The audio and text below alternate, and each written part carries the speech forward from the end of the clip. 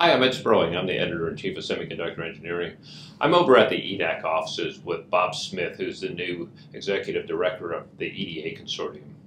So how do you see your role changing, and what do you see as different for EDAC going forward?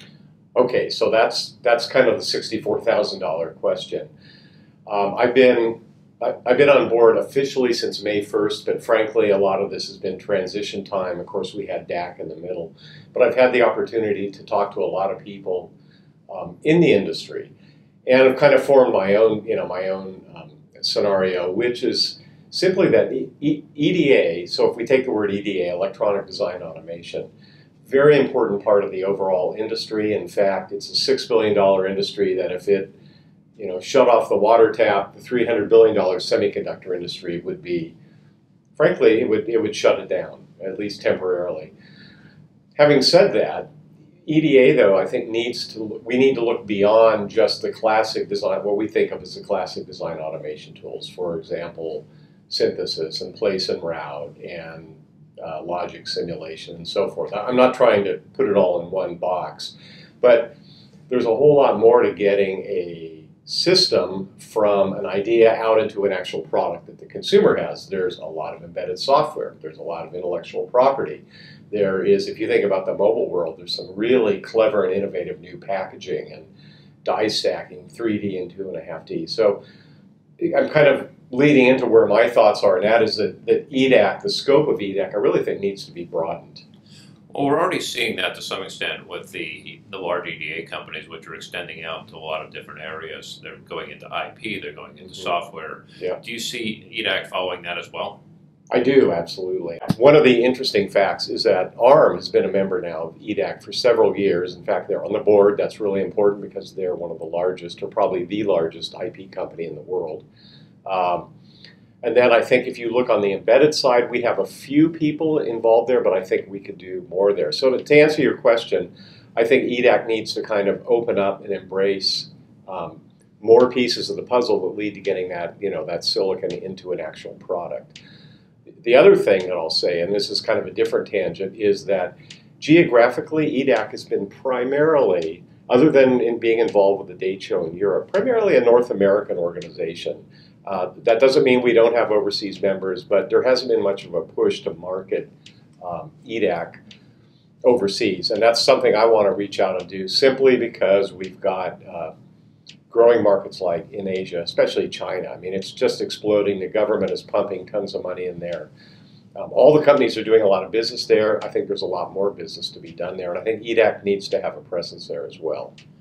One of the big issues facing the EDA community right now is that there are so few startups. A lot of them have been absorbed by the big companies, and basically the pond is overfished. Can EDAC play any role there in getting new startups going? One area that EDAC can play a big role is to go out to the source and reach out to students, even in high school, certainly in college, to get them familiar with what does this automation industry do and why is it important, and yes, it is exciting, and yes, it's challenging. And I think that could be actually something that would help spawn more startups. I think it would spawn more technical people to be interested in the industry. I'm not saying that there aren't people that aren't, but I don't think there's as much reach out as we could be doing there, and I think that would help quite a bit.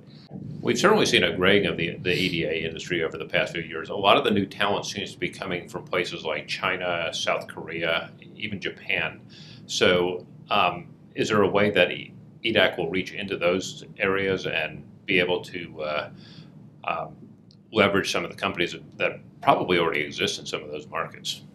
Yes, but I think it's also kind of incumbent on us, on EDAC, and I think representing the market, to go out and try to generate interest to replace the gray hairs in the market, to bring new leaders, to get students that might not otherwise even know about EDA to say, hey, this is a really interesting problem to solve, and I'd like to be involved in it. So that kind of gets back to my argument about it being international. There's a tremendous amount of activity. I'd also mention India. There's a lot of startups over there as well, and I think there's a role that EDAC can play in kind of bringing this whole ecosystem together, if you will, without stepping on the toes of other organizations that are already out there.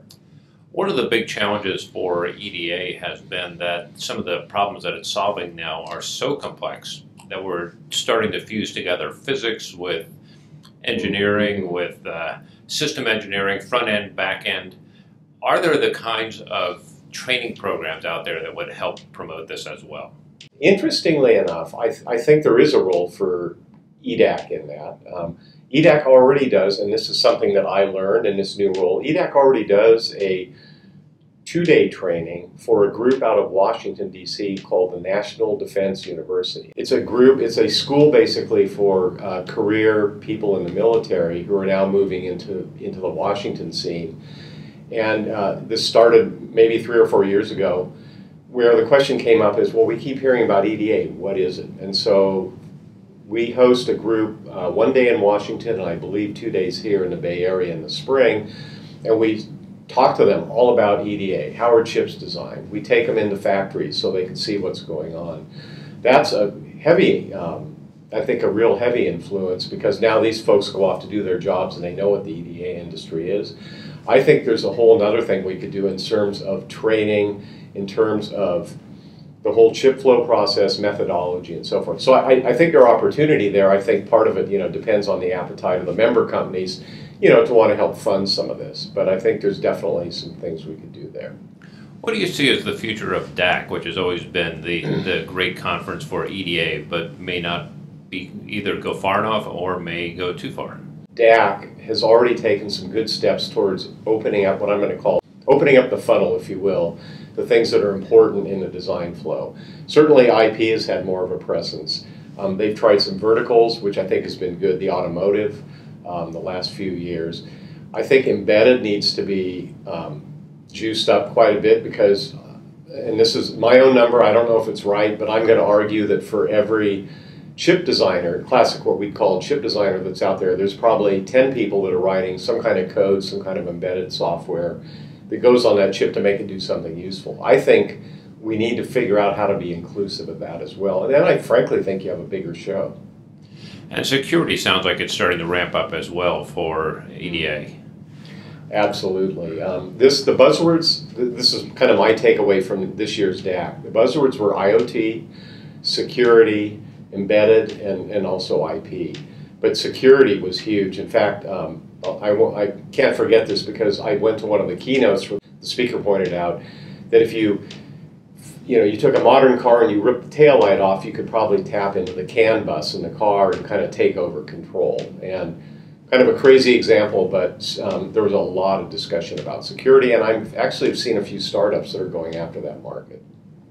And EDA is one of the building blocks across all these industries, right? That's right, yeah. Design automation is, to your point earlier, the complexity of things we're dealing with needs automation, but it needs it in different ways. So you need it in the embedded side. You need it obviously in chip layout and verification. But now you get into security, that's going to need a whole other layer of automation. Packaging.